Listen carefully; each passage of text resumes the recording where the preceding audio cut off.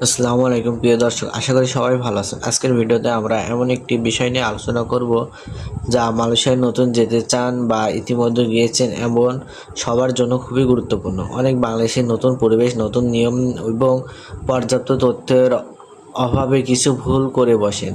এসব ভুলের কারণে অনেক সময় চাকরি, বেতন, এমনকি নিজের নিরাপত্তাও ঝুঁকির মুখে পড়ে যায়। তাই আজকের ভিডিওতে আমরা জানবো মালয়েশিয়া নতুনদের সবচেয়ে সাধারণ ভুল কী এবং কিভাবে সেগুলো এড়িয়ে নিরাপদ ও সফলভাবে কাজ করা যায়। প্রথমে যে ভুলটি অনেকে করে থাকেন সেটি হলো যাচাই না করে বিদেশ যাওয়ার সিদ্ধান্ত নেওয়া। অনেক সময় মানুষ শুধু পরিচিত কারোর কথায় বা দালালের আশ্বাসে টাকা দিয়ে দেন।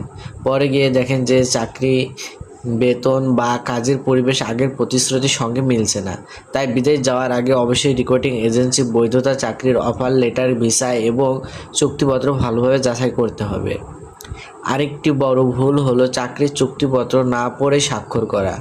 অনেকে মনে করেন পরে ঠিকঠাক হয়ে যাবে, কিন্তু চুক্তিপত্রে যদি আপনার বেতন, কাজের সময়, ছুটি, ওভারটাইম, থাকার ব্যবস্থা এবং অন্যান্য সুবিধা উল্লেখ থাকে, তাই বুঝে না বুঝে যদি কখনো কোনো কাগজে স্বাক্ষর করবেন না। মালয়েশিয়ায় গিয়ে অনেক নতুন কর্মী কোম্পানির নিয়মকানুন ঠিকভাবে মানেন না। সময় মতো কাজে না যাওয়া, অনুমতি ছাড়া ছুটি নেওয়া বা নিরাপত্তার নির্দেশনা অমান্য করলে চাকরি হারানোর ঝুঁকি তৈরি হতে পারে। তাই সবসময় নিয়ম মেনে চলার চেষ্টা করুন। অনেকে প্রথম বেতন পাওয়ার পর অপ্রয়োজনীয় খরচ শুরু করে দেন।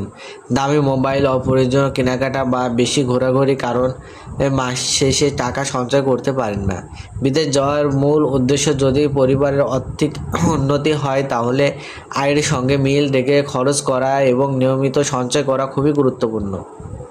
আরেকটি সাধারণ ভুল হলো পাসপোর্ট, ওয়ার্ক পারমিট বা গুরুত্বপূর্ণ কাগজপত্রের যত্ন না নেওয়া। সব গুরুত্বপূর্ণ কাগজের ফটোকপি ও ডিজিটাল কপি আলাদা করে সংরক্ষণ করা উচিত। প্রয়োজনে এগুলো অনেক কাজে আসে।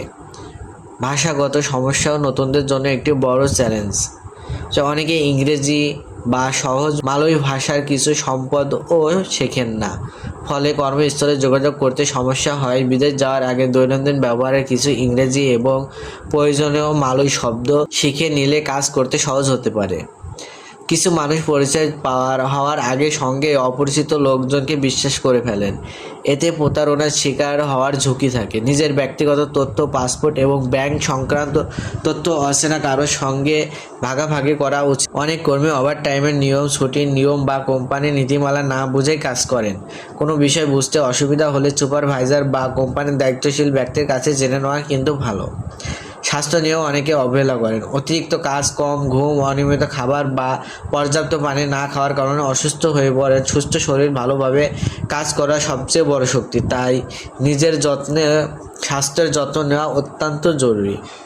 সবচেয়ে গুরুত্বপূর্ণ বিষয় হলো বৈধভাবে কাজ করা, ওয়ার্ক পারমিট নিয়ম ভঙ্গ করা, অনুমতি ছাড়া অন্য কোনো কোম্পানিতে কাজ করা এবং ভিসার শর্ত অমান্য করলে আইনের সমস্যায় পড়তে পারেন।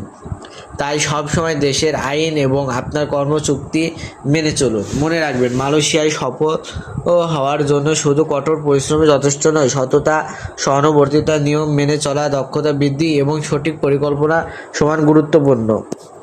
যারা ধৈর্য ধরে কাজ করেন এবং প্রতিটি সিদ্ধান্ত ভেবে নেন, তারা দীর্ঘমেয়াদে কিন্তু ভালো ফল পেয়ে যায়।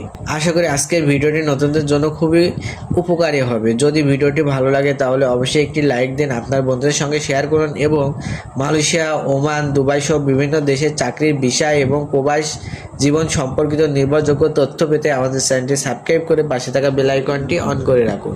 সবাই ভালো থাকুন, সুস্থ থাকুন। আল্লাহ হাফেজ।